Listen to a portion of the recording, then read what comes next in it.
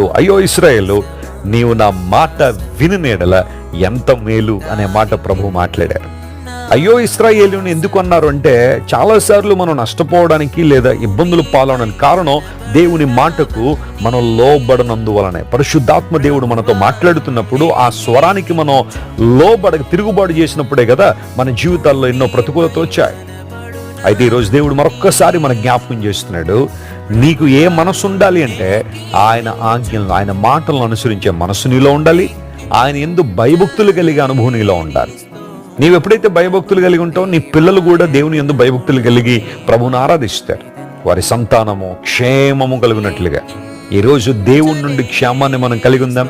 ఆయన మనల్ని ప్రొటెక్ట్ చేయవారు, ఆయన మనల్ని కాపాడువారు. సర్వశక్తులైన దేవుడు, ప్రేమగల దేవుడు తన కౌగిల్లో మనల్ని భద్రపరిచాడు. నా చేతిలో నుండి ఏ ఒక్కరూ మిమ్మల్ని అపహరింప నేరరు అని ప్రభు చెప్పిన వాగ్దానాన్ని